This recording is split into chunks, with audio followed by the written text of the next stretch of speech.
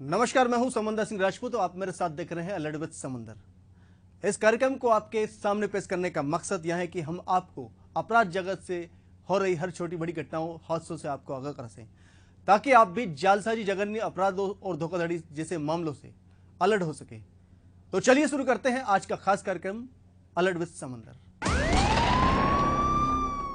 दर्शकों, जैसा कि आप जानते हैं कि अपराध करने के लिए शातिर बदमाश नए नए हथकंडे अपनाते हैं। देश भर में हुए लॉकडाउन के दौरान इन शातिर बदमाशों ने अपराध करने का ऐसा नायाब तरीका चुन लिया जिसने पुलिस को भी पसीना ला दिया। राजधानी में रहने वाले भोले भाले लोग और आम जनता को इन शातिर बदमाशों ने निशाना बनाया और दूसरे राज्यों में बैठकर उनकी बरसों की कमाई को पल भर में गायब कर दिया।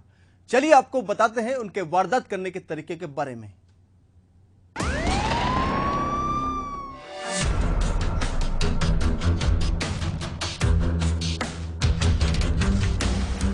शहरों और राज्यों में रहने वाले जिन शातिर बदमाशों की हम बात कर रहे हैं, वो लोगों को ठगने और धोखाधड़ी करने में काफी माहिर माने जाते हैं।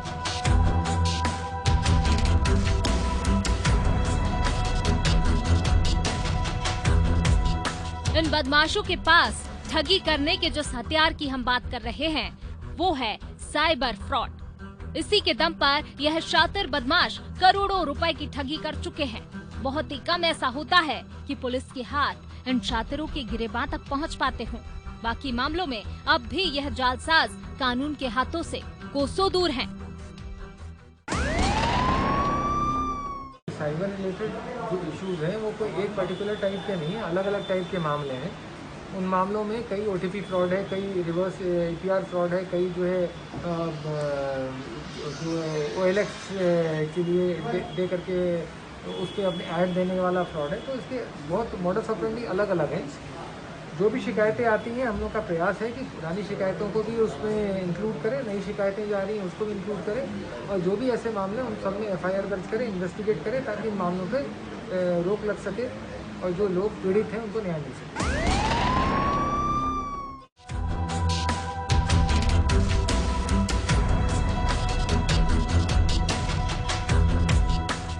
कभी डकैती और लूट जैसी घटनाओं का चलन काफी ज्यादा था, लेकिन अब इस तरह की घटनाओं में कमी आ गई है। लेकिन दूसरी ओर साइबर अपराधों के आंकड़े लगातार बढ़ते ही जा रहे हैं। इधर पुलिस की बात करें तो साइबर सेल के जरिए आरोपियों तक पहुंचने में कामयाब तो हो जाती है, लेकिन जिन मामलों का पर्दाफाश होता है, ऐसे मामलों की संख्या काफी कम है। दरअसल इसकी वजह पुलिस का पूरी तरह से हाईटेक न होना है, जिसकी वजह से साइबर अपराध करने वाले वारदात करते हैं और पुलिस को उन्हें पकड़ने में भी पसीना आ जाता है। चलिए आपको बताते हैं कि आखिरकार राजधानी भोपाल में साइबर से जुड़े कितने मामले दर्ज हुए हैं और पुलिस ने इनमें से कितने मामलों को सुलझाया है। भोपाल के अलग अलग थानों में अब तक 84 मामले साइबर के दर्ज हो चुके हैं। ये वो मामले हैं जो साइबर क्राइम ने थानों में ट्रांसफर किए हैं। साइबर क्राइम में हर रोज 2 से 3 शिकायतें साइबर क्राइम की आई हैं। यानी इस साल जनवरी से अब तक की बात करें तो करीब 350 से 400 के आसपास शिकायतें साइबर क्राइम पहुंची हैं। अब तक साइबर क्राइम ने 70 से 80 मामले सुलझाए हैं, जबकि थानों में दर्ज 84 मामलों में केवल 2 ही मामले सुलझ पाए हैं। भोपाल में इस साल हुई लूट के आंकड़े भी आपको बताते हैं। साल 2020 में भोपाल में लूट की 58 वारदातें हुई। इस साल जनवरी से जून तक लूट की 21 वारदातें हुई। कैपेसिटी बिल्डिंग की बात है। इसमें कैपेसिटी जब हमारे कांस्टेबलरी और अधिकारी जो हैं, सब इंस्पेक्टर्स, ASI वगैरह जो हेड कांस्टेबल्स, ये लोग सब लोग जो हैं अच्छी तरह से इक्विप्ड रहेंगे, अपना जो कैपेसिटी इन्हांस करेंगे और टेक्निकली जो है वो जो जैसे बैंक रिलेटेड मामले होते हैं, जैसे बैंक स्टेटमेंट्स कैसे पढ़ना है, KYC डॉक्यूमेंट्स कैसे पढ़ना है, क्या क्या चीज़ें इंपॉर्टेंट उसमें होती हैं, ये सब टेक्निकलिटीज़ जो है over a period of time जब हम इन्वेस्टिगेट करने का प्रोसेस चालू करेंगे तो हम ज़रूर इनमें जो है अपनी कैपेसिटी बढ़ाएंगे, सक्षम होंगे और बेहतर तरह से इन्वेस्टिगेट करके जनता को राहत दिलाएंगे। तो देखा आपने, लूट और साइबर अपराधों के आंकड़ों में जमीन आसमान का अंतर है। साइबर क्राइम का ग्राफ लगातार बढ़ता जा रहा है। हालांकि ऐसा नहीं है कि साइबर अपराधों की वजह से लूट और डकैती जैसे अपराध पूरी तरह से खत्म हो गए हों, लेकिन इसका कहीं न कहीं असर ऐसी वारदातों पर जरूर पड़ा है। पुलिस का भी यही मानना है कि साइबर अपराध को अंजाम देना लूट और डकैती से ज्यादा आसान होता है। लूट और डकैती जैसी वारदातों को रोकने के लिए तो पुलिस सक्षम है, लेकिन साइबर अपराधों को रोक पाने के लिए पुलिस के पास अभी भी संसाधनों की बेहद कमी है। पुलिस इतनी हाईटेक अब तक नहीं हो पाई है कि जितने हाईटेक अपराधी हो गए हैं, और यही वजह है कि साइबर के अपराध लगातार बढ़ रहे हैं और ऐसी वारदातों को अंजाम देकर अपराधी आसानी से बस निकल जा रहे हैं। ऐसे में अपराधों के बदलते ट्रेंड को कैसे रोक पाएगी, ये एक बड़ा सवाल है। अलर्ट विद समंदर के लिए समंदर सिंह राजपूत की रिपोर्ट।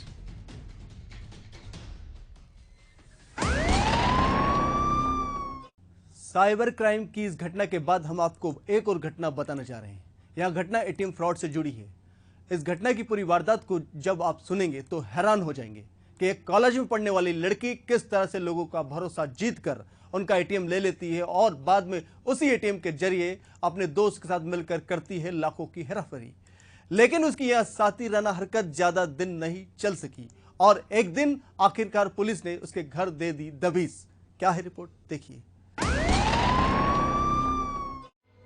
अपने जान पहचान के लोगों के बैंक खाते, एटीएम कार्ड लेकर साइबर फ्रॉड करने वाली एक युवती पुलिस की गिरफ्त में आ गई है। जिस युवती को पुलिस ने हिरासत में लिया है, उसके पास से पुलिस ने 3 bank passbook, 22 ATM card, 1 mobile और 2 सिम कार्ड बरामद किए हैं। पुलिस ने दावा किया है कि इन बैंक खातों में साल भर के अंदर करीब 50 से 60 लाख रुपए का लेन देन हुआ है। इस मामले में पुलिस ने जांच की तो पता चला कि यह लोगों के खातों की जानकारी चुराकर बिहार में रहने वाले अपने एक दोस्त को भेज दिया करती थी। इसी तरह एक और वारदात को अंजाम देने वाली थी, लेकिन तब तक पुलिस ने उसे दबोच लिया। एएसपी अंकित जायसवाल ने बताया कि कटारा हिल्स निवासी एक गृहिणी ने पुलिस को शिकायत की, जिसमें उसने पुलिस को बताया कि उसके मकान में बैतूल की रहने वाली 22 साल की अंजलि किराए पर रहती थी। इस वजह से उससे दोस्ती हो गई। साल भर पहले अंजलि ने अपनी स्कॉलरशिप की रकम खाते में मंगवाने का बोलकर उसके बैंक खाते एटीएम ले लिए। इसी बीच नम्रता को बैंक से सूचना मिली कि खाता में प्रतिदिन अधिक राशि का ट्रांजैक्शन हो रहा है। इस पर नम्रता ने पुलिस में शिकायत दर्ज कराई।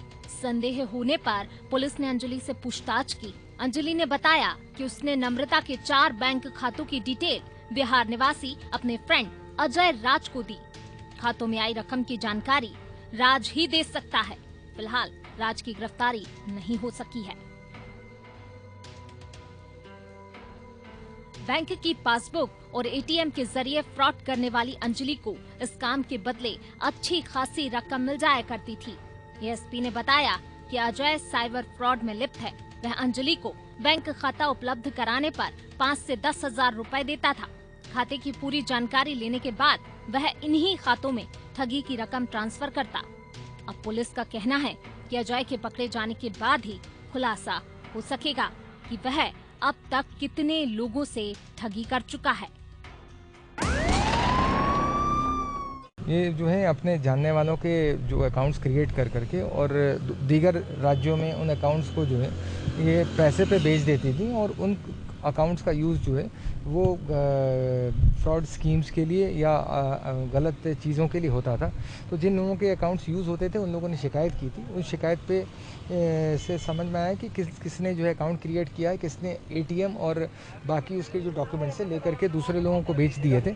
और दीगर राज्य मतलब बिहार, झारखंड सब जगह जो है इनके लोग फैले हुए थे। तो कुछ लोगों की गिरफ्तारी हुई और कुछ लोगों की अभी भी शेष है। टीमें हमारी हर जगह रवाना हुई। उनके क्रेडेंशियल्स यूज़ करके अकाउंट्स क्रिएट किए गए, उसमें ट्रांजैक्शंस हुए, तब जा कर के ये चेन खुली है कि ये जो महिला है ये इसके द्वारा जो है उनके जो अकाउंट्स हैं उनको क्रिएट किया गया, उसमें ट्रांजैक्शंस किए गए, उसकी एटीएम्स और बाकी डॉक्यूमेंट जो है दीगर राज्यों में दे दिए गए ताकि वहाँ से भी ड्रॉल होता रहे, वहाँ से डिपॉजिशंस होते रहे और इनके अकाउंट का जो है अनैतिक यूज़ होता रहे। पुलिस की गिरफ्त में आई युवती से जब पूछताछ की गई तो उसने वारदात को अंजाम देने के तरीके के बारे में पुलिस के सामने सब कुछ बयां कर दिया। पुलिस का कहना है कि अजय साइबर फ्रॉड करता है। इसके रुपए ट्रांसफर करने के लिए खातों का प्रबंध अंजलि करती थी। अंजलि अपने दोस्तों, पहचान के लोगों से बहाना कर उनके बैंक खाते, एटीएम ले लेती है। इसके बाद खातों की डिटेल राज को उपलब्ध करा देती है। अंजलि अभी तक 10 से 12 लोगों के खाते खरीद चुकी है।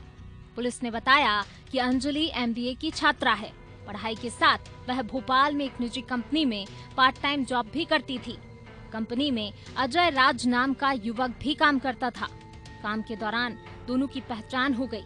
राज ने उसे खुद को बिहार का रहने वाला बताया था। छात्रा को उसने बताया था कि वह ट्रेडिंग का काम करता है, इसलिए उसे पैसों के लेन देन के लिए बैंक खातों की जरूरत पड़ती है। वह अंजलि को पैसों का लालच देकर दूसरों के खाते मंगाने लगा। अपने दोस्त के साथ मिलकर साइबर फ्रॉड करने के तरीके ने अंजलि को सलाखों के पीछे पहुंचा दिया, लेकिन उसका दोस्त अब भी पुलिस की गिरफ्त से दूर है। पुलिस एक न एक दिन उससे भी गिरफ्तार कर जेल की हवा खिलाएगी, लेकिन इस तरह की खबरों को दिखाने का मकसद यही है कि आप भी किसी अनजान व्यक्ति पर भरोसा ना करें और हमेशा अलर्ट रहें। अलर्ट विद समंदर के लिए समंदर सिंह राजपूत की रिपोर्ट।